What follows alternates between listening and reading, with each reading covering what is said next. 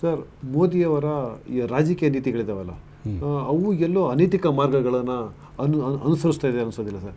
ಈಗ ಈಗ ಜನಾರ್ದನ್ ರೆಡ್ಡಿ ಉದಾಹರಣೆಗೆ, ಅವರು ಜಡ್ಜಿಗೆ ಲಂಚ ಕೊಡೋಕ್ಕೆ ಹೋದಂಥ ವ್ಯಕ್ತಿಗಳು, ಮತ್ತು ಅದಿರಿನಲ್ಲಿ ಸಾಕಷ್ಟು ಈ ದೇಶದ ಸಂಪತ್ತನ್ನು ಲೂಟಿ ಮಾಡಿದಂಥ ವ್ಯಕ್ತಿಗಳು, ಅವರನ್ನು ಕೂಡ ರಾಜಕೀಯವಾಗಿ ಅವ್ರನ್ನ ಆಹ್ವಾನ ಮಾಡೋದು, ಪಕ್ಷಕ್ಕೆ ಸೇರಿಸ್ಕೊಳ್ಳೋದು. ಮತ್ತು ಅನೇಕರು ಮೊದಲು ಇ.ಡಿ ದಾಳಿ ಆಗುತ್ತೆ, ಅದಾದ BJP ಸೇರಿದ ತಕ್ಷಣ ಇ.ಡಿ ಅವ್ರ ಮೇಲೆ ದಾಳಿನೇ ಆಗೋದಿಲ್ಲ.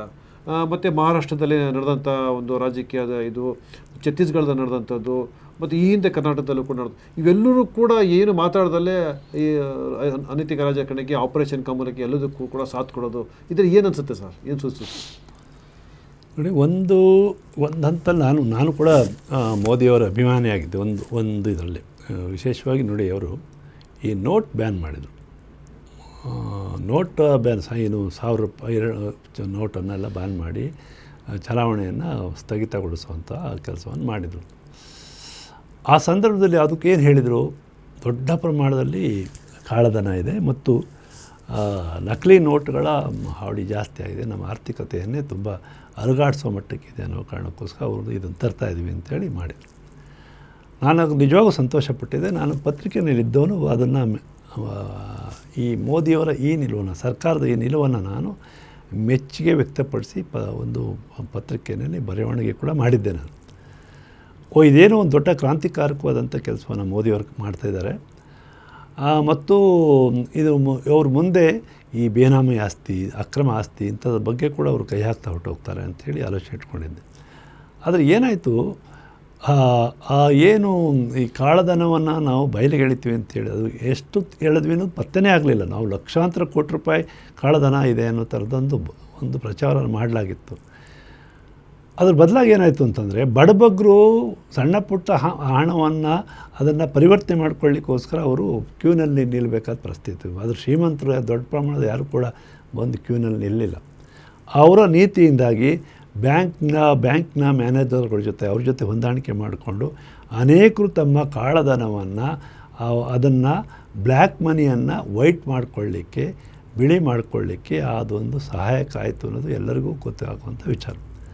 ಆನಂತರದಲ್ಲಿ ನಾನು ಮೋದಿಯವ್ರ ಬಗ್ಗೆ ಇರುವಂಥ ಆ ಥರದ್ದು ನನಗೆ ಇದು ಕಡಿಮೆ ಆಗ್ತಾ ಬಂತು ನನಗೆ. ಹೌದು, ಇಲ್ಲ, ಮೋದಿಯವರು ನುಡಿದಂತೆ ನಡ್ಕೊಳ್ಳುವಂಥ ಕೆಲಸವನ್ನು ಮಾಡೋದಿಲ್ಲ ಅನ್ನೋ ಥರದ್ದು ಒಂದು ಮನಸ್ಸು ನನಗೆ ಬರೋಕ್ಕೆ ಶುರು ಆಯಿತು. ಆನಂತರದಲ್ಲಿ ನೋಡಿ, ಅವರು ಯಾವಾಗ ನೋಡಿದರೂ ಭ್ರಷ್ಟಾಚಾರದ ವಿರುದ್ಧ ಮಾತಾಡ್ತಿರ್ತಾರೆ. ನಾವು ವಿರೋಧ ಪಕ್ಷದವ್ರನ್ನ ಭ್ರಷ್ಟಾಚಾರವನ್ನು ಜೈಲಿಗೆ ಕಳಿಸ್ತೀವಿ, ಅದನ್ನೆಲ್ಲ ವಶಪಡಿಸ್ಕೊಂಡು ಸರ್ಕಾರ ತರ್ತೀವಿ, ಮಾಡ್ತೀವಿ, ಇದೆಲ್ಲ ಮಾತುಗಳನ್ನು ಹೇಳ್ತಿದ್ದಾರೆ. ಅವ್ರಿಗೆ ಅದರಲ್ಲಿ ಒಂದು ಪ್ರಾಮಾಣಿಕ ಕಾಳಜಿ ಇದೆ ಅಂತ ನನಗೆ ಅನಿಸೋದಿಲ್ಲ. ಈಗ ಉದಾಹರಣೆಗೆ ನೋಡಿ, ಮಹಾರಾಷ್ಟ್ರದಲ್ಲಿ ಇವತ್ತು ಅವರು NCPನಲ್ಲಿದ್ದರು, ಶರದ್ ಪವಾರ್ ಅವರ ಪಕ್ಷದಲ್ಲಿದ್ದರು. ಅವರು ಅಜಿತ್ ಪವಾರ್ ಅಂತೇಳಿ ಭಾಳ ಹತ್ತಿರದ ಸಂಬಂಧಿಯವರು, ಅಳಿಯ ಕೂಡ ಆಗ್ತಾರೆ ಶರದ್ ಪವಾರ್ ಅವರಿಗೆ.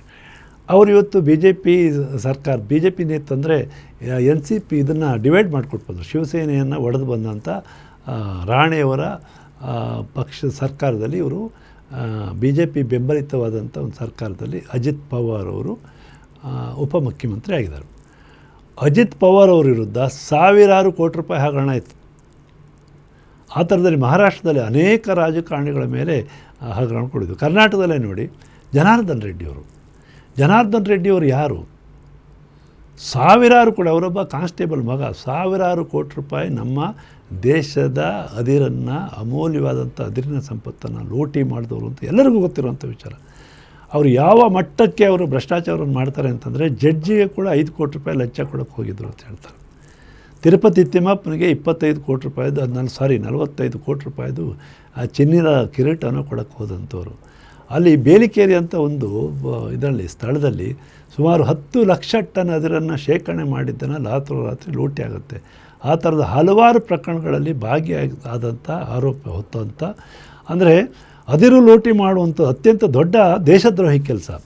ಅಂಥ ದೇಶದ್ರೋಹಿಯನ್ನು ಇವತ್ತು ಅವರು ಪಾರ್ಟಿಗೆ ಸೇರಿಸ್ಕೊಳ್ತಾರೆ. ಈ ದೇಶ ಪ್ರೇಮ ಇರೋವಂಥವ್ರು ಯಾರು ಮಾಡೋ ಈ ಕೆಲಸವನ್ನು ಮಾಡಲಿಕ್ಕೆ ಸಾಧ್ಯನೇ ಇಲ್ಲ ನೋಡಿ. ಈ ಥರ ಭ್ರಷ್ಟಾಚಾರಿಗಳನ್ನು ಅವ್ರ ಜೊತೆಗಿಟ್ಕೊಂಡು ಪ್ರಧಾನಿಯವರು ಯಾವತ್ತೂ ಕೂಡ ಭ್ರಷ್ಟಾಚಾರದ ವಿರುದ್ಧ ಮಾತಾಡ್ತಾ ಅವ್ರಿಗೆ ನೈತಿಕತೆ ಇಲ್ಲ ಅಂತ ನಾನು ಅವರು ಕೇವಲ ತೋರಿಕೆಗಷ್ಟೇ ಒಂದು ಪ್ರಾಮಾಣಿಕ ಕಾಳಜಿ ಇದ್ದವರು ಖಂಡಿತ ಭ್ರಷ್ಟಾಚಾರವನ್ನು ಮಾಡೋಂಥವ್ರು ನಮ್ಮ ಪಕ್ಷಕ್ಕೆ ಸೇರಿಸ್ಕೊಳ್ತಾ ಇರಲಿ. ಅದ್ರ ಜೊತೆ ನೋಡಿ, ಕರ್ನಾಟಕದಲ್ಲಿ ಹಿಂದಿನ ಅವಧಿಯೊಳಗಡೆ ಮಂತ್ರಿಗಳಿದ್ದಂಥ ಕಾಲದಲ್ಲಿ, ಅವರ BJP ಸರ್ಕಾರ ಇದ್ದಂಥ ಕಾಲದಲ್ಲಿ ಅನೇಕ ಮಂತ್ರಿಗಳ ವಿರುದ್ಧ ಭ್ರಷ್ಟಾಚಾರ ಆರೋಪ ಕೇಳಿಬಂದಿತ್ತು. 40% ಲಂಚ ನಡೀತಾ ಇದೆ ಅನ್ನೋಂಥ ದೂರು ಕೂಡ ಬಂದಿತ್ತು. ಒಂದೇ ಒಂದು ಪ್ರಕರಣದಲ್ಲೂ ಕೂಡ ಅವರ CBI ರೈಡ್ ಆಗಲಿಲ್ಲ, ಯಾವುದೇ ವಿಧವಾದಂಥ ED ದಾಳಿ ಆಗಲಿಲ್ಲ, IT ದಾಳಿ ಆಗಲಿಲ್ಲ. ಅವರು ಎಲ್ಲರೂ ಕೂಡ ಆರಾಮಾಗಿ ಸರ್ಕಾರದಲ್ಲಿ ದೊಡ್ಡ ಲೂಟಿಯನ್ನು ಮಾಡಿ ಸೇರಿಕೊಂಡ್ರು. ನಾವು ಇತರ ಪಕ್ಷದವರೆಲ್ಲ ಬಹಳ ಪ್ರಾಮಾಣಿಕರು ಅಂತ ಹೇಳೋಕ್ಕೆ ನಾನೇನು ಬಯಸೋದಿಲ್ಲ. ಆದರೆ ಒಂದು ಇವರು ಪ್ರಾಮಾಣಿಕತೆ ಬಗ್ಗೆ ಮಾತಾಡೋದು, ಒಳ್ಳೆಯ ಒಂದು ಸ್ವಚ್ಛ ಸರ್ಕಾರವನ್ನು ಕೊಡ್ತೀವಿ, ಭ್ರಷ್ಟಾರಹಿತವಾದಂಥ ಆಡಳಿತ ಕೊಡ್ತೀವಿ ಅಂತ ಹೇಳುವಂಥ ಮೋದಿಯವರು, ಬೇರೆಯವ್ರನ್ನ ಟೀಕೆ ಮಾಡುವಂಥ ಮೋದಿಯವರು ನಡ್ಕೊಳ್ಳೋರ ರೀತಿ ಇದ್ದಾರೆ. BJP ಪಕ್ಷ ಭ್ರಷ್ಟಾಚಾರದ ಆರೋಪಗಳಿದ್ದವರೆಲ್ಲರೂ ಕೂಡ ತಮ್ಮ ಪಕ್ಷಕ್ಕೆ ಸೇರಿಸ್ಕೊಳ್ಳೋ ನೀತಿ ಇದೆಯಲ್ಲ, ಅವರಿಗೆ ಭ್ರಷ್ಟಾಚಾರ ರಹಿತವಾದಂಥ ಆಡಳಿತ ಕೊಡಲಿಕ್ಕೆ ನಿಜವಾದ ಕಾಳಜಿ ಇಲ್ಲ ಅನ್ನೋದನ್ನು ಅದು ತೋರಿಸುತ್ತೆ. ಸೊ ಮತ್ತು ಇವರ ಮೋದಿಯವರ ಒಂದು ಆರ್ಥಿಕ ನೀತಿನೂ ಇದೆಯಲ್ಲ ಸರ್, ಈಗ ನಿಮ್ಮ ಆರ್ಥಿಕ ನೀತಿ ನೀವು ಹೇಳಿದ್ರಿ, ನೋಟ್ಬಂದಿ ಅದ್ರ ಮೇಲೆ ಬಿದ್ದಂಥ ಪರಿಣಾಮಗಳು ಎಲ್ಲರೂ ಬಡವ್ರ ಮೇಲೆ ಬಿದ್ದಿದ್ದು ಅಂತ. ಆದರೂ ಕೂಡ ಏನೋ ಒಂದು ಆರ್ಥಿಕ ಸೂಚ್ಯಂಕದಲ್ಲಿ ನಮ್ಮ 5ನೇ ಸ್ಥಾನದಲ್ಲಿದೆ ಅಂತ ಹೇಳ್ತಾರೆ.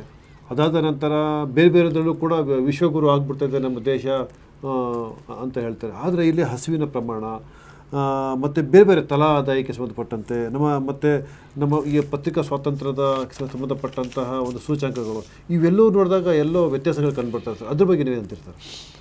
ಈಗ ನೋಡಿ, ಇವರು ಆರ್ಥಿಕ ನೀತಿ ವಿಚಾರದಲ್ಲಿ BJP ಕೂಡ ಪ್ರತಿಪಾದನೆ ಮಾಡ್ತಿರೋಂಥ ಏನು ಅಂತಂದರೆ, ಒಂದು ಮುಕ್ತ ಆರ್ಥಿಕ ನೀತಿಯ ಜಗತ್ತಲ್ಲಿ ಬಂದಿದೆ, ಅದಕ್ಕೆ ಪೂರಕವಾದಂಥ ಒಂದು ನಮ್ಮದು ಬಲಪಂಥೀಯ ಪಕ್ಷ ಅಂತಲೇ ಅವ್ರು ಹೇಳ್ತಾ ಬರ್ತಾರೆ. ಅಂದರೆ ನಾವು ಎಲ್ಲ ಒಂದು ಸಂಪೂರ್ಣವಾಗಿ ಖಾಸಗೀಕರಣ ಕಡೆಗೆ ಹೋಗುವಂಥ ಒಂದು ನೀತಿ ಅನ್ನುವಂಥದ್ದು ಅವರ. ನೋಡಿ, ನಮ್ಮ ದೇಶದಲ್ಲಿ ಇವತ್ತು ಅನೇಕ ಉದ್ದಿಮೆಗಳನ್ನು, ಸಾರ್ವಜನಿಕ ಉದ್ದಿಮೆಗಳನ್ನು ಕಟ್ಕೊಂಡು ಬರುವಂಥ ಕೆಲಸವನ್ನು ಆಗಿತ್ತು. ಕಾಂಗ್ರೆಸ್, ನೆಹರು ಅವರ ಕಾಲದಿಂದ, ಇಂದಿರಾ ಗಾಂಧಿ ಅವರ ಕಾಲದಿಂದ ಎಲ್ಲ ಹಂತ ಹಂತವಾಗಿ ಅದ್ರ ಮುಖಾಂತರ ಒಂದು ದೊಡ್ಡ ಅಡಿಪಾಯವನ್ನು ದೇಶದ ಒಂದು ಆರ್ಥಿಕತೆಗೆ ಕೊಡುವಂಥ ಕೆಲಸವನ್ನು ಮಾಡಲಾಗಿತ್ತು. ಆದರೆ ಮೋದಿಯವರು ಬಂದ ನಂತರ ಎಲ್ಲ ಸಾರ್ವಜನಿಕ ಉದ್ದಿಮೆಗಳನ್ನು ಅವರು ಖಾಸಗೀಕರಣ ಮಾಡಿ ಖಾಸಗಿ ವ್ಯಕ್ತಿಗಳ ಕೈಗೆ ಒಪ್ಪಿಸುವಂಥ ಕೆಲಸವನ್ನು ಮಾಡ್ತಾ ಬಂದಿದ್ದಾರೆ. ನೋಡಿ, ಉದಾಹರಣೆಗೆ BSNL ದುರ್ಬಲವನ್ನು ಮಾಡಿ ಅದು ಸಂಪೂರ್ಣ. ಇವತ್ತು ನೋಡಿ, BSNL ಯಾರು ಕೂಡ ನಮ್ಮ ಗ್ರಾಹಕರು BSNL ಜೊತೆಗೆ ಹೋಗ್ತಾವೆ, ಅವರು ತಗೊಂಡೋಗಿ ಸಂಪೂರ್ಣವಾಗಿ ರಿಲಯನ್ಸ್ನವ್ರ ಕಡೆಗೆ ಹೋಗುವಂಥ ಕಡೆಗೆ ನಮ್ಮ ಗ್ರಾಹಕರು ಹೋಗುವಂಥ ಒಂದು ವಾತಾವರಣ ನಿರ್ಮಾಣ ಆಗಿದೆ. BSNL ಕ್ವಾಲಿಟಿ ಇಲ್ಲ, BSNL ಸರಿಯಾದ ಇದು ಸಿಗ್ತಾ ಇಲ್ಲ, ಅದು ಇನ್ನೂ 3Gಯಿಂದ ಮೇಲಕ್ಕೆ ಹೋಗೋಕ್ಕಾಗ್ತಾಯಿಲ್ಲ BSNL ಅವರು ಕೂಡ. ಯಾಕೆ ಅಂತಂದರೆ ಇವರು ಸಂಪೂರ್ಣ ಖಾಸಗೀಕರಣ ಮಾಡಿ ಇವರ ನೀತಿ ಮುಖಾಂತರ ನಮ್ಮ ಉದ್ಯಮ, ನಮ್ಮ ದೇಶದ, ನಮ್ಮ ಗ್ರಾಹಕರ ಪರವಾಗಿ ಕಟ್ಟದಂಥ ಸಂಸ್ಥೆಗಳನ್ನು ಮುಚ್ಚೋದಿದೆಯಲ್ಲ, ಅದು ಖಂಡಿತ ಅಪಾಯಕಾರಿಯಾದಂಥ ನೀತಿ ಅನ್ನೋದು ಸಾಬೀತಾಗ್ತಾಯಿದೆ. ಈಗ ಖಾಸಗಿಯನ್ನು ಒಪ್ಪಿದ ತಕ್ಷಣ ಏನಾಗುತ್ತೆ ಅಂದರೆ, ಅವನು ಏನು ಬೇಕಾದ್ರೂ ರೇಟನ್ನು ನಿಗದಿ ಮಾಡ್ತಾ ಹೋಗ್ಬೋದು. ಈಗ ಉದಾಹರಣೆಗೆ ನಮ್ಮ KSRTC ಇದೆ ಅಂತ ಇಟ್ಕೊಳ್ಳಿ ರಾಜ್ಯದಲ್ಲಿ, ಅದೊಂದು ಸಾರ್ವಜನಿಕ ಉದ್ದಿಮೆ. ಅದು ಆ ಸಾರ್ವಜನಿಕ ಸಂಸ್ಥೆಯನ್ನು ನೀವು ಖಾಸಗೀಕರಣ ಮಾಡಿದ್ರೆ, ಇವತ್ತು ನಮ್ಮ ರಾಜ್ಯದಲ್ಲಿ KSRTC ಇರಲಾಗಿ ಅದು ನಮ್ಮದು ಫೀಲಿಂಗ್, ಒಂದು ಭಾವನೆಯಿಂದ ನಮ್ಮ ಪ್ರಯಾಣಿಕರಲ್ಲೂ ಒಂದು ಸ್ವಾತಂತ್ರ್ಯ ಇದೆ, ಪ್ರಶ್ನೆ ಕೇಳೋ ಸ್ವಾತಂತ್ರ್ಯ ಇದೆ. KSRTC ಸಮಯಕ್ಕೆ ಸರಿಯಾಗಿ ಬಸ್ ಬರಲಿಲ್ಲ ಅಂತ ನಮ್ಮ ಪ್ರಶ್ನೆ ಕೇಳ್ತೀವಿ ನಾವು. ದರ ಹೆಚ್ಚಳ ಆದರೆ ಯಾಕೆ ದರ ಹೆಚ್ಚಾಯಿತು ಅಂತ ಕೇಳ್ತೀವಿ. ಆದರೆ ಖಾಸಗಿ ವ್ಯಕ್ತಿ ಇದ್ದರೆ, ಮಾಲೀಕ ಆದರೆ ನಾವು ಪ್ರಶ್ನೆ ಕೇಳೋಕ್ಕಾಗೋದಿಲ್ಲ. ಹಾಸನದಲ್ಲೇ ತಗೊಳ್ಳಿ, ಒಂದು ಬಸ್ ಸ್ಟ್ಯಾಂಡು ಇವತ್ತು ಖಾಸಗೀಕರಣ ಕೊಟ್ಟು ಖಾಸಗಿ ವ್ಯಕ್ತಿ ಕೊಟ್ಟಿದ್ದಾರೆ. ಅಲ್ಲಿ ನಾವು ಯಾರೂ ನಮಗೆ ಪ್ರಶ್ನೆ ಕೇಳೋಕ್ಕಾಗೋದಿಲ್ಲ. ಅವರು ಸ್ವಚ್ಛತೆ ಬಗ್ಗೆ ವಿಚಾರ ಇರ್ಬೋದು, ಅಥವಾ ಅಲ್ಲಿಯ ಅಂಗಡಿಗಳ ರೇಟ್ ವಿಚಾರ ಇರ್ಬೋದು, ಯಾವುದನ್ನು ಕೂಡ ಪ್ರಶ್ನೆ ಕೇಳಲಾಗದಂಥ ಸ್ಥಿತಿ ಆಗ್ತಾ ಹೊರಟೋಗುತ್ತೆ. ನೋಡಿ, ಮೋದಿಯವರು ಬಂದ ನಂತರ ಅನೇಕ ರೈಲ್ವೆ ನಿಲ್ದಾಣಗಳನ್ನು ಖಾಸಗೀಕರಣ ಮಾಡ್ತಾರೆ, ನಮ್ಮ ಕಲ್ಲಿದ್ದಲಿನ ಗಣಿಗಳನ್ನು ಖಾಸಗೀಕರಣ ಮಾಡ್ತಾ ಬಂದರು. ಇವರು ಸಂಪೂರ್ಣವಾಗಿ ಇದು ಖಾಸಗೀಕರಣದಿಂದ ಏನಾಗುತ್ತೆ ಅಂತಂದರೆ, ಅವರು ಖಾಸಗಿ ಬಂಡವಾಳಶಾಹಿಗಳು ಬೆಳೀತಾ ಹೊರಟೋಗ್ತಾ, ಇದು ದೊಡ್ಡ ಬಡವರು ಮತ್ತು ಶ್ರೀಮಂತರ ನಡುವಿನ ಅಸಮಾನತೆ ಜಾಸ್ತಿ ಆಗ್ತಾ ಹೊರಟೋಗ್ತಾ ಇದೆ. ನೋಡಿ, ನಿಮಗೆ ಒಬ್ಬ ಗೌತಮ್ ಅದಾನಿ ಅಂಥೇಳಿ ಒಬ್ಬ ಬಂಡವಾಳಶಾಹಿ, ಎಲ್ಲರಿಗೂ ಗೊತ್ತಿರೋಂಥ ವಿಚಾರ. ಅವನು ಮೋದಿಯವರು ಅಧಿಕಾರಕ್ಕೆ ಬರೋಕ್ಕಿಂತ ಮೊದಲು 2014ಕ್ಕೆ ಮೊದಲು ಅದಾನಿಯವರ ಒಂದು ಸಂಪತ್ತೇನಿದೆ 26,000 ಕೋಟಿ. ಅವ್ರಿಗೆ ಇಡೀ ವಿಶ್ವದಲ್ಲಿ ಶ್ರೀಮಂತ ವ್ಯಕ್ತಿಗಳ ಸಾಲಿನಲ್ಲಿ ಅದಾನಿಯವರ ಸ್ಥಾನ 600ಕ್ಕಿಂತ 600ರಲ್ಲಿತ್ತು ಅವ್ರ ಸ್ಥಾನ, 600 ಆಸುಪಾಸು, 650 ಒಳಗಡೆ, 600. ಆದರೆ ಇವತ್ತು ಒಂದು ಹಂತ ಅವ್ರು ಎಲ್ಲಿಗೆ ಬಂದರು ಅಂದರೆ ಜಗತ್ತಿನ ಶ್ರೀಮಂತ ದೇಶಗಳ ವ್ಯಕ್ತಿಗಳಲ್ಲಿ 2ನೇ ಸ್ಥಾನವನ್ನು ಪಡ್ಕೊಂಡಿದ್ದರು. 600ನೇ ಸ್ಥಾನದಲ್ಲಿದ್ದವರು 2ನೇ ಸ್ಥಾನಕ್ಕೆ ಬರ್ತಾರೆ. ಈಗ ಅವರ ಅವ್ರ ಮೇಲೆ ಆರೋಪ ಬಂತು ಸ್ವಲ್ಪ ಅವರ ಕಂಪ್ನಿಗೆ ಹಿನ್ನಡೆ ಆಯಿತು. ಈಗ ಅವರು 15ನೇ ಸ್ಥಾನದಲ್ಲಿದ್ದಾರೆ. ಅವರ ಸಂಪತ್ತನ್ನು ಇವತ್ತು ಲೆಕ್ಕಾಚಾರ ಮಾಡಿ ಹೇಳ್ತಿದ್ದಾರೆ 6,75,000 ಕೋಟಿಗಿಂತ ಜಾಸ್ತಿ ಇದೆ ಅಂತ ಹೇಳ್ತಾರೆ. 26,000 ಇದು 10 ಲಕ್ಷ ಕೋಟಿಗಿಂತ ಜಾಸ್ತಿ ಇದ್ದು ಕೊನೆಗೆ ಅವರು ಈಗ 6,75,000 15ನೇ ಸ್ಥಾನಕ್ಕೆ ಬರ್ತಾ ಇದ್ದಾರೆ ಅಂತಂದರೆ ಯಾವ ವ್ಯಕ್ತಿ ಕೂಡ ಇಷ್ಟು ಕಡಿಮೆ ಅವಧಿಯಲ್ಲಿ ಈ ಪ್ರಮಾಣದ ಶ್ರೀಮಂತಿಕೆಯನ್ನು ಪಡೆದಂಥ ಉದಾಹರಣೆಗಳಿಲ್ಲ. ಭಾರತದಲ್ಲಿ ನೋಡಿ ಟಾಟಾ ಇದ್ದಾರೆ, ಬಿರ್ಲಾ ಇದ್ದಾರೆ, ಅನೇಕ ಬಂಡವಾಳಶಾಹಿಗಳೆಲ್ಲ ಇದ್ದಾರೆ. ಅದು ಯಾರೂ ಕೂಡ ಇಷ್ಟು ವೇಗವಾಗಿ ಅವ್ರು ಎಲ್ಲರಿಗೂ ಗೊತ್ತಿರುವಂಥದ್ದು ಅದಾನಿ ಅನ್ನೋಂಥ ಮನುಷ್ಯ ಮೋದಿಯವ್ರ ಜೊತೆಗೆ ಸಂಬಂಧ ಚೆನ್ನಾಗಿ ಇಟ್ಕೊಂಡಿರುವಂಥವ್ರು. ಅವರ ಸಂಬಂಧದ ಕಾರಣಕ್ಕೋಸ್ಕರ ಅವರು ಸರ್ಕಾರದಿಂದ ಸಿಕ್ತಂಥ ಅನೇಕ ಸೌಲಭ್ಯಗಳು ಮತ್ತು ಅವ್ರಿಗೆ ಅನುಕೂಲಕರವಾದಂಥ ಕಾಂಟ್ರಾಕ್ಟ್ಗಳ ಕಾರಣಕ್ಕೋಸ್ಕರ ಅವರು ಇವತ್ತು ದೊಡ್ಡ ಶ್ರೀಮಂತ ಆಗಲಿ ಬೆಳೀಲಿಕ್ಕೆ ಸಾಧ್ಯ ಆಯಿತು ಅಂತ ನೋಡಿ. ಇದು ಈ ಥರ ಒಂದು ಖಾಸಗೀಕರಣ ಮಾಡೋದ್ರಿಂದ ಅಪಾಯ ಎಷ್ಟಾಗುತ್ತೆ ಅಂತಂದರೆ ಒಂದು ಉದಾಹರಣೆಯನ್ನು ಕೊಡ್ತೀನಿ ನೋಡಿ. ಈ ನಮ್ಮ ಇವತ್ತು ಸೌರಶಕ್ತಿಯ ಬಳಕೆ ಕಡೆಗೆ ಹೆಚ್ಚೆಚ್ಚು ಚರ್ಚೆ ನಡೀತದೆ, ಹೆಚ್ಚೆಚ್ಚು ಎಲ್ಲ ಕಡೆಗೆ. ಯಾಕೆಂದರೆ ಜಾಗತಿಕವಾಗಿ ತಾಪಮಾನ ಕಡಿಮೆ ಆಗಬೇಕು ಅಂತಂದರೆ ಸಾಂಪ್ರದಾಯಿಕ ಈ ಕಲ್ಲಿದ್ದೆಲ್ಲ ಉರ್ಸೋದಿರ್ಬೋದು ಅಥವಾ ಡೀಸೆಲ್ ಉರ್ಸೋದು, ಪೆಟ್ರೋಲ್ ಉರ್ಸೋದು, ಅದ್ರ ಮುಖಾಂತರ ಇಂಗಾಲಾಮ್ಲ ಜಾಸ್ತಿ, ಮೀಥನ್ ಹೊರಗಡೆ ಬರುವಂಥ ಇದನ್ನೆಲ್ಲ ಕಡಿಮೆ ಮಾಡಬೇಕು ಅನ್ನುವಂಥ, ಅದು ಸಂಪೂರ್ಣವಾಗಿ ಶೂನ್ಯ ಮಟ್ಟಕ್ಕೆ ಇಳಿಸಬೇಕು ಅನ್ನುವಂಥ ಚರ್ಚೆ ಅದು ಪ್ಯಾರಿಸ್ ಒಪ್ಪಂದಲ್ಲೂ ಕೂಡ ಆಗಿದೆ. ಭಾರತ ಕೂಡ ಭಾಗಿಯಾಗಿದೆ. ಹಾಗಾಗಿ ಏನಾಯಿತು ಅಂತಂದರೆ ಹೆಚ್ಚೆಚ್ಚು ಇವತ್ತು ನಾವು ವಿದ್ಯುತ್ ಉತ್ಪಾದನೆಯನ್ನು ಸೋಲಾರ್ ಶಕ್ತಿ ಅಥವಾ ಪವನ ಶಕ್ತಿ ಈ ಕಡೆ ಹೋಗಬೇಕು ಅಂತೇಳಿ ಒಂದು ನೀತಿ, ಅದು ಕೇಂದ್ರ ಸರ್ಕಾರ ಕೂಡ ಆ ಕಡೆ ನೀತಿ ಮಾಡ್ತಾಯಿದೆ. ಸೌರಶಕ್ತಿಗೆ ಬೇಕಾಗಿರುವಂಥದ್ದು ಮುಖ್ಯವಾಗಿ ಸೋಲಾರ್ ಪ್ಯಾನಲ್ಗಳು. ಈ ಸೋಲಾರ್ ಪ್ಯಾನಲ್ಗಳು ಗುಜರಾತ್ ಉದ್ಯಮಿಗೊಬ್ಬರಿಗೆ ಸಿಗುವಂಥ ಕೆಲಸ ಆಗ್ತಾ ಉಂಟು ಈ BJP ಸರ್ಕಾರದ ಈಗ ಒಂದು 2 ವರ್ಷದಲ್ಲಾದಂಥ ಒಂದು ಗುತ್ತಿಗೆ ಅದು. ಯಾವಾಗ ಅವರಿಗೆ ಈ ಕಾಂಟ್ರಾಕ್ಟ್ ಸಿಕ್ಕಿದ ತಕ್ಷಣ ಸೋಲಾರ್ ಪ್ಯಾನಲ್ಗಳ ಬೆಲೆ 60% ಏರಿಕೆ ಆಗುತ್ತೆ. ಅದು ಜನಸಾಮಾನ್ಯರಿಗೆ ಗೊತ್ತೇ ಆಗೋದಿಲ್ಲ. ಎಲ್ಲ ಹಣ ಕೆಲವ್ರ ಹತ್ರ ಹೋಗಿ ಸೇರ್ತಾ ಇದೆ, ನಮ್ಮೆಲ್ಲ ಗ್ರಾಹಕರು. ಹಾಗಾಗಿ ಇವತ್ತು ಏನಾಗ್ತಾಯಿದೆ ನೋಡಿ, ಸಣ್ಣ ಪುಟ್ಟ ಉದ್ಯಮಿಗಳು ಯಾರು ಕೂಡ ಸ್ಪರ್ಧೆ ಮಾಡೋಕ್ಕಾಗ್ತಾಯಿಲ್ಲ. ನಾವು ರಿಲಯನ್ಸ್ ಅಂತವರು ಇದು ನಮ್ಮ ತರಕಾರಿ ವ್ಯಾಪಾರಕ್ಕೂ ಬಂದಿದ್ದಾರೆ. ಸಣ್ಣ ಪುಟ್ಟ ಗ್ರಾಹಕ ದಿನಬಳಕೆ ವಸ್ತುಗಳು ಕೂಡ ಮಾರಾಟಕ್ಕೆ ಅವ್ರು ಬಂದಿದ್ದಾರೆ. ಹಾಸನದಲ್ಲೂ ತಗೊಳ್ಳಿ, ಎಲ್ಲ ಕಡೆ. ಇದರಿಂದ ಏನಾಗ್ತಾ ಇದೆ, ಸ್ವಂತ ಉದ್ಯಮಿ ಮಾಡ್ಕೊಂಡು ಬದುಕ್ತಿದ್ದಂಥವ್ರು ತಮ್ಮ ಕಾಲ ಮೇಲೆ ತಾವು ಸಣ್ಣ ವ್ಯಾಪಾರಿಗಳು ಮೊದಲೇ ಅವರೆಲ್ಲ BJPಯ ಬೆಂಬಲಿಗರವರು, ಅವರೆಲ್ಲರೂ ಕೂಡ ಇವತ್ತು ಸಂಕಷ್ಟ ಸಿಕ್ಕಾಕೊಂಡಿದ್ದಾರೆ. ಈ ಸ್ಪರ್ಧೆಯನ್ನು ಎದುರಿಸ್ಲಿಕ್ಕೆ ಆಗ್ತಾಯಿಲ್ಲ. ಇವರ ನೀತಿಯ ಫಲವಾಗಿ ರೈತರು ಇವತ್ತು ಎಲ್ಲರೂ ಆತಂಕದಲ್ಲಿದ್ದಾರೆ. ಒಬ್ಬ ವಿದ್ಯಾರ್ಥಿ ಇರ್ಬೋದು, ಯುವಜನರು ಇರ್ಬೋದು, ಎಲ್ಲರೂ ಈ ಸ್ಪರ್ಧೆಗೆ ಸಿಕ್ಕಾಕ್ಕೊಂಡು ತುಂಬ ಸಂಕಷ್ಟಕ್ಕೆ ಸಿಕ್ಕಾಕೊಂಡು ಯಾರೂ ಕೂಡ ನೆಮ್ಮದಿಯಾಗಿರೋಕ್ಕೆ ಸಾಧ್ಯ ಇಲ್ಲ. ಸಾಮಾನ್ಯರು ಯಾರೂ ಕೂಡ ಒಂದು ನಿವೇಶನವನ್ನು ಖರೀದಿ ಮಾಡ್ಕೊಳ್ಳೋಕ್ಕೆ ಸಾಧ್ಯ ಆಗೋದಿಲ್ಲ. ಯಾಕೆಂತಂದರೆ ಎಲ್ಲವೂ ಕೂಡ ಕೆಲವು ಒಡೆತನಕ್ಕೆ ಹೋಗಿ ಸೇರ್ತವೆ. ಎಲ್ಲ ನಿವೇಶನಗಳು 1000 ಸೈಟ್ಗಳನ್ನು ಕೆಲವ್ರ ಹತ್ರ ಹೋಗಿ ಸೇರ್ತಾ ಇದೆ, ದೊಡ್ಡಿದ್ದವನ ಹತ್ರ ಸೇರ್ತಾರೆ. ಹಾಸನದಲ್ಲೇ ತೊಗೊಳಿತ್ತು 4,000 5,000 ರೂಪಾಯಿ ಒಂದು ಅಡಿ ಸೈಟ್ಗೆ ಆಗ್ತು ಅಂದರೆ ಒಂದು 20-40 ಒಂದು 50-40 2,000 ಅಡಿ ಸೈಟು ಇವತ್ತು ಎಲ್ಲಿಗೆ ಬಂದಿದೆ ಅಂತಂದರೆ ನಮ್ಮ ವಿದ್ಯಾನಗರದಲ್ಲೇ ಹಾಸನದಲ್ಲಿ 1 ಕೋಟಿ ರೂಪಾಯಿ ಬೆಲೆ ಬಾಳೋಂಥದ್ದು. ಸಾಮಾನ್ಯ ಮನುಷ್ಯರು ಯಾರೂ ಕೂಡ ನಿವೇಶನಗಳನ್ನು ಖರೀದಿ ಮಾಡೋಕ್ಕಾಗೋದಿಲ್ಲ. ಎಲ್ಲವೂ ಕೂಡ ಕೆಲವರು ಜನರ ಹತ್ರ ಹೋಗಿ ಶೇಖರಣೆ ಹೊರಟೋಗ್ತಾ ಇದೆ. ಇದು ಈ ಖಾಸಗಿ ನೀತಿಯ ಫಲ ನಾವು ಇವತ್ತು ಎಲ್ಲರೂ ಅನುಭವಿಸಬೇಕಾದಂಥ ಸ್ಥಿತಿ. ಇದು ಮಾರಕವಾದದ್ದು ಇವರ ಆರ್ಥಿಕ ನೀತಿ ಅಂತ ನಾನು ಗಟ್ಟಿಯಾಗಿ ಪ್ರತಿಪಾದನೆ ಮಾಡ್ತೀನಿ.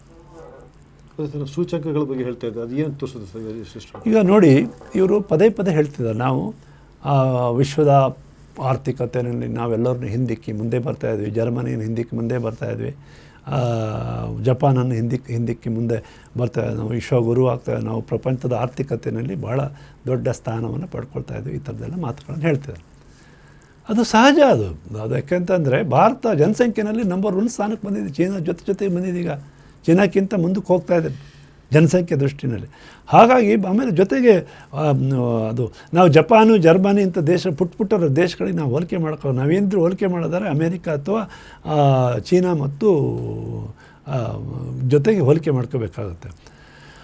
ಆ ಆರ್ಥಿಕತೆಯಲ್ಲಿ ಒಟ್ಟು ಸಂಪತ್ತಿನ ದೃಷ್ಟಿಯಿಂದ ಭಾರತ ಇವತ್ತು ಮುಂದೆ ಬರ್ತಾಯಿದೆ, ಹೌದು. ಆದರೆ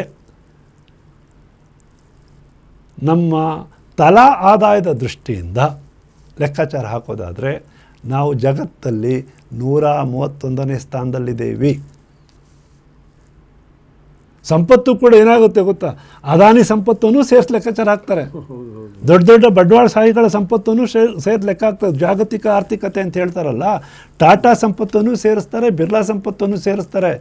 ಎಲ್ಲಿಗೆ ಬಂದಿದೆ ಅಂತ ಹೇಳ್ತಿದ್ದಾರೆ ಅಂತಂದರೆ 1% ಜನರ ಕೈಯಲ್ಲಿ ಭಾರತ ದೇಶದ ಸಂಪತ್ತಿನ 40% ಕೇಂದ್ರೀಕರಣ ಆಗಿದೆ. ನಮ್ಮ ಕರ್ನಾಟಕದ ಬಡ್ಜೆಟ್ ಏನಿದೆ 3 ಲಕ್ಷ ಕೋಟಿ ಇದೆ. ಅದಕ್ಕಿಂತ ಒಬ್ಬ ಅದಾನಿ ಕೈಲಿ 6 ಲಕ್ಷ ಕೋಟಿ ಅಂತಂದರೆ ಇವರು ನಮ್ಮ ಕರ್ನಾಟಕದ ಬಡ್ಜೆಟ್ಗಿಂತ ಜಾಸ್ತಿ ಒಬ್ಬ ರಿಲಯನ್ಸ್ನವನ ಹತ್ರ, ಒಬ್ಬ ಅದಾನಿ ಹತ್ರ ಇದೆ. ಅಂದರೆ ಅದನ್ನು ಸೇರಿಸಿ ನಾವು ಆರ್ಥಿಕ ಒಟ್ಟು ಸಂಪತ್ತನ್ನು ನಾವು ಇಷ್ಟು ಸಂಪತ್ತಿದೆ ದೇಶದಲ್ಲಿ ಅಂತ ಹೇಳುವಂಥ ಪ್ರಚಾರ ನಡೆದಿದೆ. ಆದರೆ 131ನೇ ಸ್ಥಾನದಲ್ಲಿ ನಾವಿದ್ದೇವೆ. ಇನ್ನೂ ಮುಖ್ಯವಾದ ಈ ಮಾನವ ಕಲ್ಯಾಣದ ಸೂಚ್ಯಂಕ ಇದೆ. ಆ ಸೂಚ್ಯಂಕದಲ್ಲಿ 193 ರಾಷ್ಟ್ರಗಳ ಪೈಕಿ 134ನೇ ಸ್ಥಾನದಲ್ಲಿ ಭಾರತ ಇದೆ. ಆರೋಗ್ಯ, ಅವನ ಬದುಕಿನ ವಾತಾವರಣ, ಅವನ ಮನೆ ಸೌಲಭ್ಯ, ಅವನಿಗೆ ನೀರಿನ ಸೌಲಭ್ಯ, ಈ ಥರ ಮೂಲಭೂತ ಸೌಲಭ್ಯಗಳು, ಈ ಥರ ಮನುಷ್ಯನ ಒಂದು ಬೇಕಾಗಿರುವಂಥ ಮೂಲಭೂತ ವಿಚಾರಗಳ ಸಂಬಂಧಪಟ್ಟಂತೆ ನಾವು 134ನೇ ಸ್ಥಾನದಲ್ಲಿದ್ದೀವಿ. ಹಸಿವಿನ ಸೂಚ್ಯಂಕದಲ್ಲಿ 121 ರಾಷ್ಟ್ರಗಳಲ್ಲಿ 107ನೇ ಸ್ಥಾನದಲ್ಲಿದ್ದೀವಿ.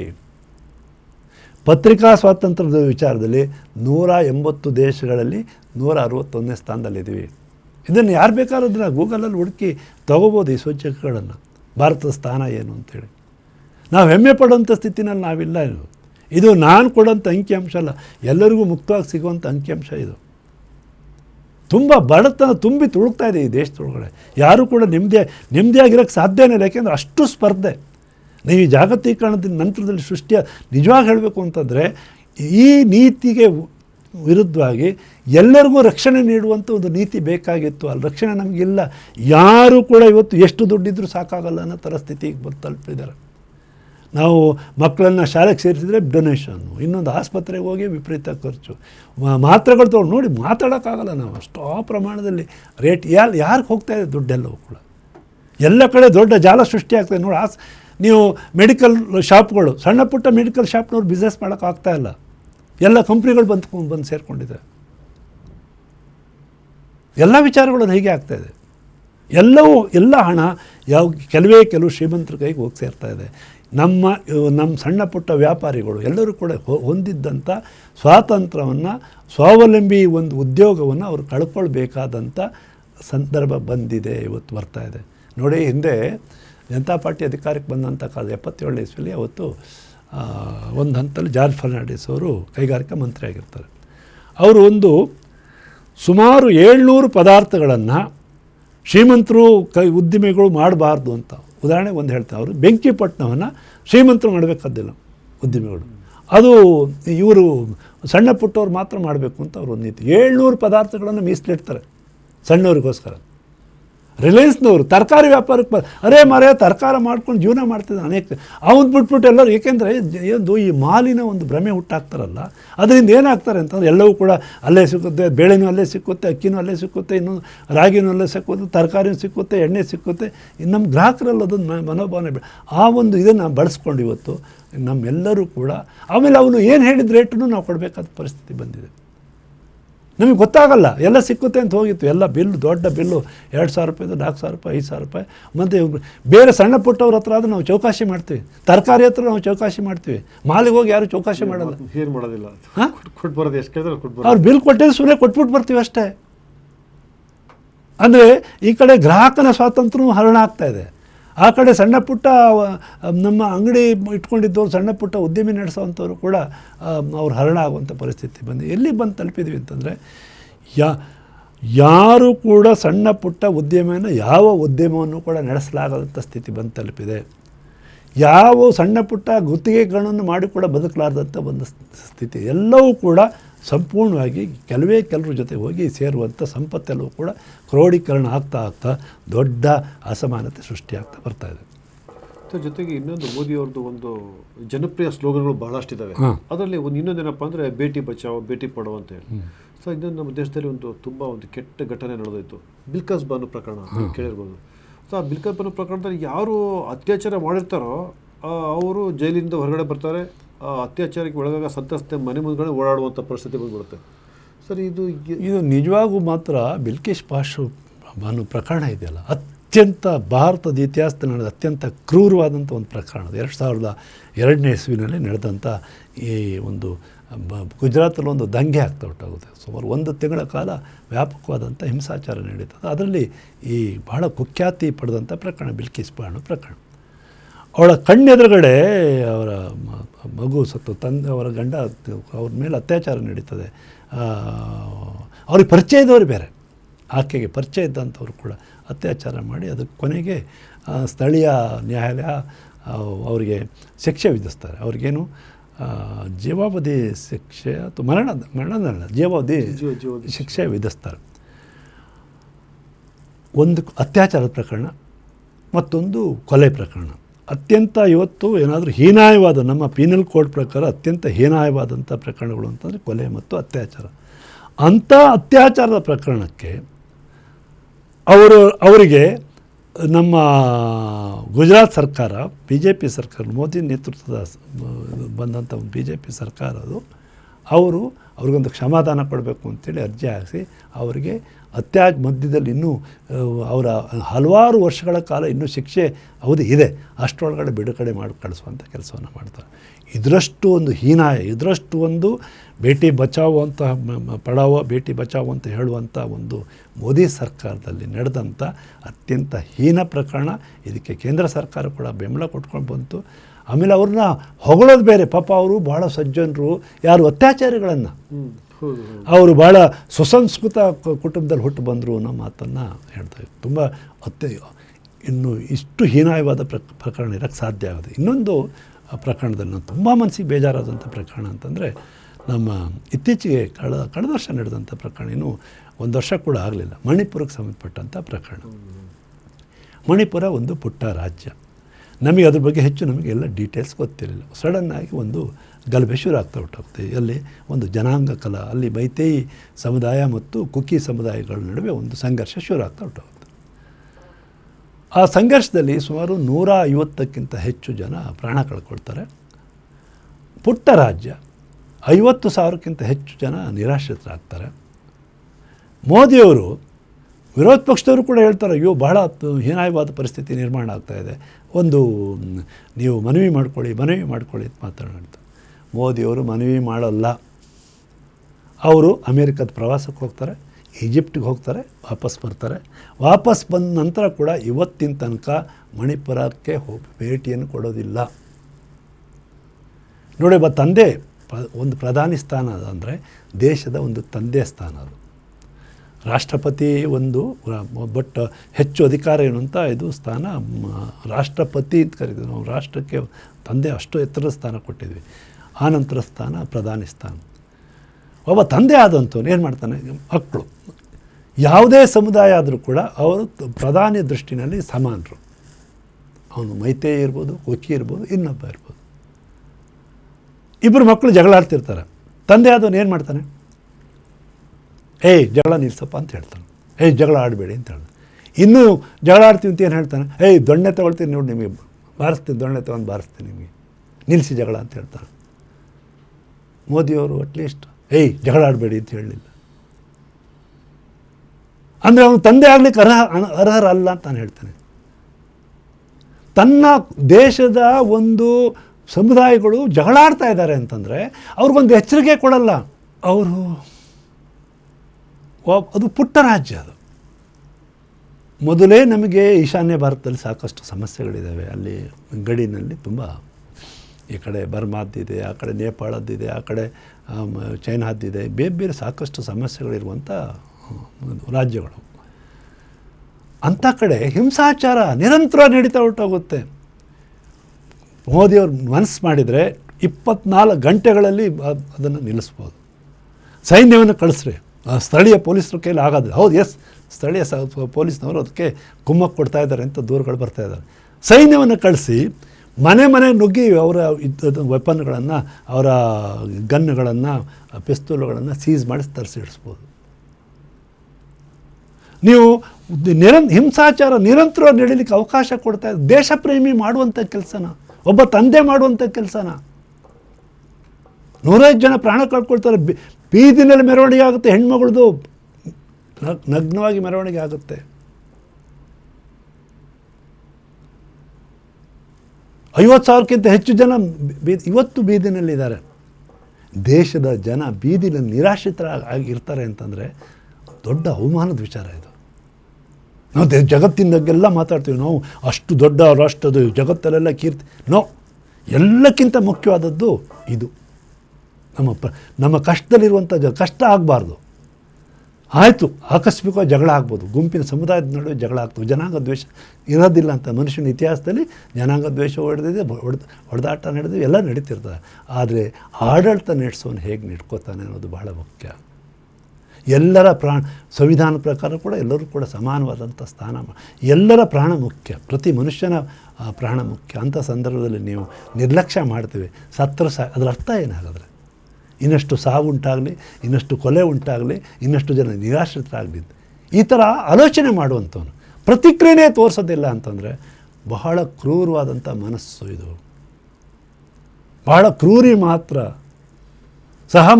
ಮಾನವರ ಜೀವದ ಬಗ್ಗೆ ಗೌರವ ಇಲ್ಲದಲ್ಲಿದ್ದವರು ಮಾತ್ರ ಈ ರೀತಿ ನಡ್ಕೊಳ್ಳಿಕ್ಕೆ ಸಾಧ್ಯ. ಒಂದು ಅನುಕಂಪ ಇರುವಂಥವ್ನು ನಡ್ಕೊಳ್ಳೋ ರೀತಿ ಅಲ್ವೇ ಅಲ್ಲ ಇದು. ನನಗಂತೂ ಈ ವಿಚಾರದಲ್ಲಿ ತುಂಬ ಮನಸ್ಸಿಗೆ ಬೇಜಾರಾಗಿದೆ. ಇದು ನಡ್ಕೋಬಾರ್ದು. ಇದು ಇದು ಏನ್ರಿ ಇದು ಇಷ್ಟು ಅನ್ಯಾಯ. ಇದು ನೀವು ಬೇರೆ ಮನೆ ಕಟ್ಟಿಕೊಟ್ಟಿಲ್ವ, ಇನ್ನೊಂದು ಎಲ್ಲ ಸಾಕಷ್ಟು ಯಾವುದೇ ಸರ್ಕಾರ ಸಂಪೂರ್ಣ ಏನು ಸ್ವರ್ಗವನ್ನು ಸೃಷ್ಟಿ ಮಾಡೋಕ್ಕಾಗೋದಿಲ್ಲ. ಆದರೆ ಆಸ್ತಿ ಮತ್ತು ಇದು ಜೀವ ರಕ್ಷಣೆ ವಿಚಾರದಲ್ಲಿ ಮೊದಲನೇ ಕ್ರಮವನ್ನು ತಗೋಬೇಕು. ಅದೂ ಮಾಡಲಿಲ್ಲ ಅಂತಂದರೆ ಸರ್ಕಾರ ಇದ್ದೇನು? ಸರ್ಕಾರ ಯಾಕಿರಬೇಕು ನಮಗೆ? ನೀನು ಮನೆ ಕಟ್ಕೊಳ್ಳಲಿಲ್ಲ ಅಂತ ಆಯಿತು, ಊಟ ಆಯ್ತು, ಬೇಡ, ಕೊಡೋದು ಬೇಡ, ಅವನೇನೋ ದುಡ್ಕೊಂಡು ತಿಂತಾನೆ. ರಕ್ಷಣೆ ಕೊಡಲ್ಲ ಅಂತಂದರೆ ಇದರಷ್ಟು ಏನು ಈ ನಡ್ಕೋಬಾರ್ದು. ಯಾವುದೇ ಪ್ರಧಾನಿ ಆದರೂ ಕೂಡ, ಯಾವುದೇ ಮುಖ್ಯಮಂತ್ರಿ ಆದರೂ ಕೂಡ ಅವ್ರದ್ದು ಇದರಲ್ಲಿ ಮಣಿಪುರದ ಅವ್ರ ಸರ್ಕಾರ ಇದೆ ಅಲ್ಲಿ. ಇದು ಘೋರ ಅನ್ಯಾಯ. ಇದ್ರ ಬಗ್ಗೆ ನನಗಂತೂ ತುಂಬ ಬೇಸರ ಇದೆ ಸರ್. ಅದೇ ರೀತಿ ಈಗ ಮಣಿಪುರದ ಘಟನೆ ಬಗ್ಗೆ ನೀವು ಹೇಳಿದರೆ ವಾಲೆನ್ಸನ್ನು ಅವರು ಮಾಡಿಲ್ಲ ಅಂತ. ಸೊ ಇನ್ನೊಂದಿದೆ ದೇಶದಲ್ಲಿ ಬುಲ್ಡೇಜರ್ ಸಂಸ್ಕೃತಿ ಅಂತ ಹೇಳಿ ಅಂತ. ಬುಲ್ಡೇಜರ್ ಸಂಸ್ಕೃತಿ ಅಂತ ಇವರೇ ಜಡ್ಜ್ಗಳು, ರಾಜಕಾರಣಿಗಳೇ ಜಡ್ಜ್ಗಳು. ಯಾರ ಮನೆ ಏನಾದರೂ ಹೋಗ್ಬೋದು, ಈಗ ಲೈಸೆನ್ಸ್ ಇರಲಿ ಇಲ್ದಲೆ ಹೋಗಲಿ ಏನೇ ಅಲ್ಲಿ ಬುಲ್ಡೇಜರ್ ತೊಗೊಂಡು ಹೋಗೋದು, ಇವನು ಆರೋಪಿ ತೊಂದರೆಯಿದೆ ಅಂತ ಅವ್ರನ್ನ ಮನೆಯನ್ನು ನಾಶ ಮಾಡಿಬಿಡೋದು. ಇದಂತೂ ಇದೊಂದು ಅತ್ಯಂತ ಭಾರತ ಇತಿಹಾಸದಲ್ಲಿ ಒಂದು ಕುಖ್ಯಾತಿ ಪಡೆಯುವಂಥ ಒಂದು ಘಟನೆಗಳಿವೆ. ಯಾರೋ ಒಬ್ಬ ರೌಡಿ ಆಗಿರ್ತಾನೆ, ಯಾರೋ ಒಬ್ಬ ರೌಡಿ ಮೇಲೆ ಕಾನೂನು ಕ್ರಮ ತಗೊಳ್ಳಿಕ್ಕೆ ನಿಮ್ಮ ಹತ್ರ ಇಲ್ವಾ? ಕಾನೂನುಗಳಿಲ್ವಾ? ನಮ್ಮ ಪೊಲೀಸ್ ಇಲ್ವಾ? ಪೊಲೀಸ್ ಯಾರ ಕೈಲಿದೆ? ಇವ್ರ ಸರ್ಕಾರದ ಕೈಯಲ್ಲಿ ಇರುತ್ತಪ್ಪ. ನ್ಯಾಯಾಲಯಗಳಿದ್ದಾವೆ. ಅಂತಿಮವಾಗಿ ಏನಂತಂದರೆ ಇದು ನಮ್ಮ ಕಾನೂನು ಏನು ಹೇಳುತ್ತೆ ಅಂತಂದರೆ, ನಮ್ಮ ಬೇಸಿಕ್ ನಿಮ್ಮಲ್ಲಿ 100 ಜನ ಅಪರಾಧಿಗಳು ಬೇಕಿದ್ದರೆ ತಪ್ಪಿಸ್ಕೋಬೋದು, ಶಿಕ್ಷೆ ಇದು. ಆದರೆ ಒಬ್ಬ ನಿರಪರಾಧಿಗೆ ಶಿಕ್ಷೆ ಆಗಬಾರ್ದು. ಇದು ಬೇಸಿಕ್ ಮೂಲಭೂತವಾದಂಥ ನಿಯಮ, ಕಾನೂನು ಅಂತ. ಆದರೆ ಇವತ್ತು ಒಬ್ಬ ಬುಲ್ಡೋಸ್ ಮಾಡ್ತೀವಿ ಅಂತಂದರೆ ಇದಕ್ಕೆ ಒಂದು ಕಾಡಿನ ಸಂಸ್ಕೃತಿ ಇದು. ನಾವು ದೇಶವನ್ನು ಶಿಲಾಯುಗದ ಕಡೆಗೆ ತಗೊಂಡು ಹೋಗುವಂಥದ್ದು.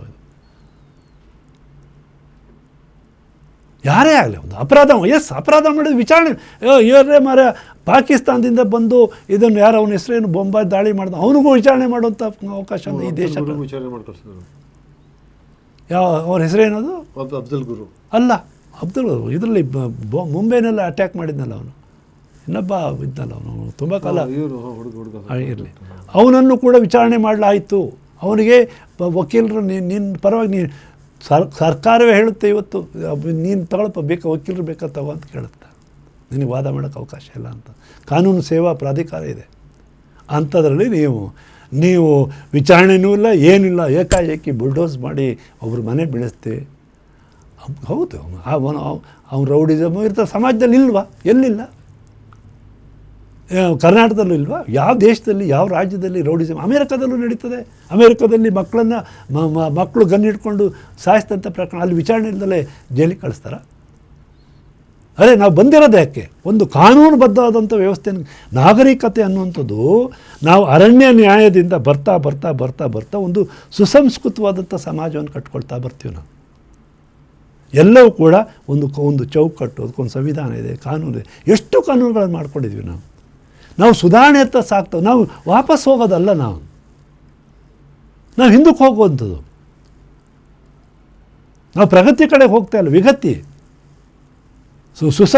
ನಾವು ಸುಸಂಸ್ಕೃತಿ, ನಮ್ಮ ಭಾಳ ಸಂಸ್ಕೃತಿ ಬಗ್ಗೆ ಮಾತಾಡುವಂಥವ್ರು ಇದಕ್ಕಿಂತ ಒಂದು ಹೀನಾಯವಾದಂಥ ವಿಚಾರಣೆ. ಯಾರೇ ಅಪರಾಧಿ ಇರ್ಬೋದು, ಅಪರಾಧ ಮಾಡಿದ್ದೋ ಬಿಟ್ಟು ಅದು ಎರಡನೇ ಪ್ರಶ್ನೆ. ಅವನು ವಿಚಾರಣೆಗೂ ಅವಕಾಶ ಮಾಡಿದಲ್ಲಿ ಮನೆಗಳನ್ನು ಬುಲ್ಡೋಸ್ ಅವ್ರು ಹಾಗಾದರೆ ಅವ್ರ ಹೆಂಡತಿ ಮಕ್ಕಳು ಅವರೇನಾಗಿದ್ದಾರೆ? ಯಾರು ಅಪರಾಧ ಮಾಡ್ತಾರೋ ಅವನಿಗೆ ಶಿಕ್ಷೆ ವಿಧಿಸ್ರಿ.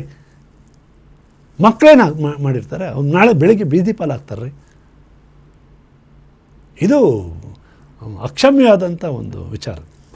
ಮತ್ತು ಇನ್ನೊಂದು ಮೋದಿಯವರ ಇನ್ನೊಂದು ಸ್ಲೋಗನ್ ಏನಪ್ಪ, ನಾ ಖಾವುಂಗ ನಾ ಖಾನೆ ದುಂಗ ಅಂತ, ನಾನು ತಿನ್ನಲ್ಲ, ನಾನು ತಿನ್ನಿ ಬೆಳೆದಲ್ಲ. ಆದರೆ ಅದು ಎಲೆಕ್ಟ್ರೋ ಬಾಂಡಿಗೆ ಬಂದು ನೋಡಿದಾಗ ಅದೊಂಥರ ಬಹಳ ವಿಚಿತ್ರ ಅನಿಸುತ್ತೆ. ನಿಜ ನೋಡಿ,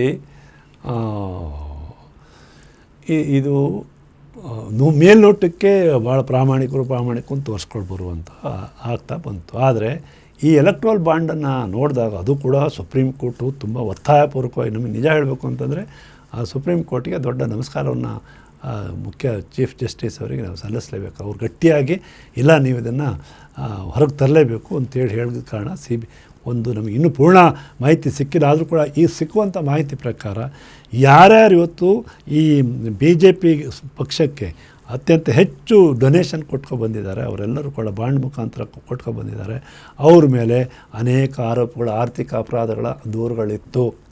ಅವ್ರನ್ನ ED ತನಿಖೆ ಮಾಡ್ತಿತ್ತು, ಇನ್ಕಮ್ ಟ್ಯಾಕ್ಸ್ ರೈಡ್ ಆಗ್ತಿತ್ತು, CBI. ಅವರೆಲ್ಲರೂ ಕೂಡ ಬಹುಪಾಲು ಜನ ಅವರನ್ನು ಅರೆಸ್ಟ್ ಮಾಡಿದಂಥ ಕಾಲಕ್ಕೆ, ಅವ್ರ ಮೇಲೆ ತನಿಖೆ ಆದಂಥ ಸಂದರ್ಭದಲ್ಲೇ ಈ ಬಾಂಡ್ಗಳನ್ನು BJP ಆಡಳಿತ ಪಕ್ಷದ ಬಾಂಡ್ಗಳನ್ನು ಖರೀದಿ ಮಾಡ್ತಾ ಬಂದಿದ್ದಾರೆ. ಬಾಂಡ್ ಖರೀದಿ ಮಾಡಿದಂಥವ್ರು ಖರೀದಿ ಮಾಡಿದ ನಂತರ ಅವ್ರು ಬಿಡುಗಡೆ ಆದಂಥ ಉದಾಹರಣೆಗಳು ಕೂಡ ಇಲ್ಲ.